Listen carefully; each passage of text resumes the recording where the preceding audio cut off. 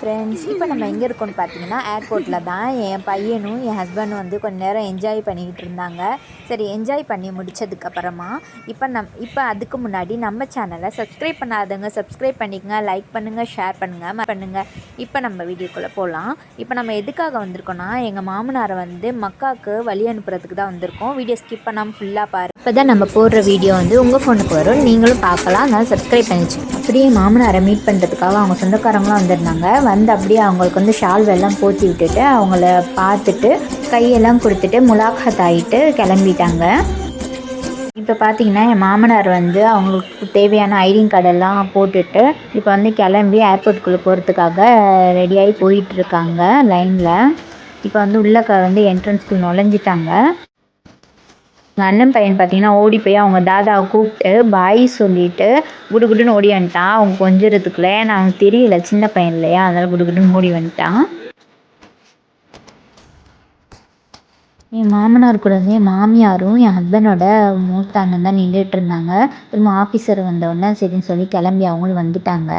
அதுக்கு என் மாமனாரோட சொந்தக்காரங்க அவங்களும் போய் மீட் பண்ணிவிட்டு அவங்களும் கிளம்பிட்டாங்க. அது கூட என் மாமனார் நின்றுட்டுருக்க இன்னொரு சொந்தக்காரவங்க வந்து அவங்களும் அவங்க கூட சேர்ந்து கை கொடுத்துட்டு முலாகாத் ஆகிட்டு அவங்களும் வந்து போயிட்டு வரேன்னு சொல்லிட்டு நல்லபடியாக போயிட்டு வாங்க அப்படின்னு சொல்லிட்டு அவங்களும் வந்து கிளம்பிட்டாங்க. என் மாமனார் பார்த்திங்கன்னா லைனில் தான் நின்றுட்டுருக்காங்க. எல்லாரையும் பார்த்து வந்து டாட்டா காட்டிகிட்டு இருந்தாங்க, பாய் சொல்லிட்டு இருந்தாங்க.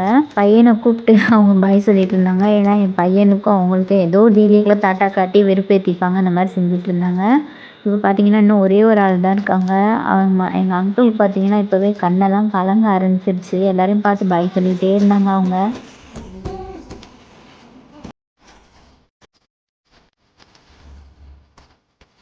இப்போ அவங்க டிக்கெட் பாஸ்போர்ட்லாம் வாங்கி அவங்கள செக் பண்ண ஆரம்பிச்சிட்டாங்க. ரொம்ப நேரம் செக் பண்ணிகிட்டு இருந்தாங்க.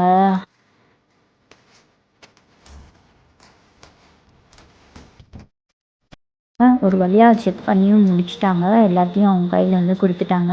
எங்கள் அங்கிள் பார்த்திங்கன்னா கண்ட்ரோல் பண்ணாங்க. லாஸ்ட்டாக அவங்களால கண்ட்ரோல் பண்ணவே முடியலை. லாஸ்ட்டாக அழுகையே வந்துடுச்சு அவங்களுக்கு. எல்லாரையும் பார்த்துட்டு அழுதுட்டாங்க.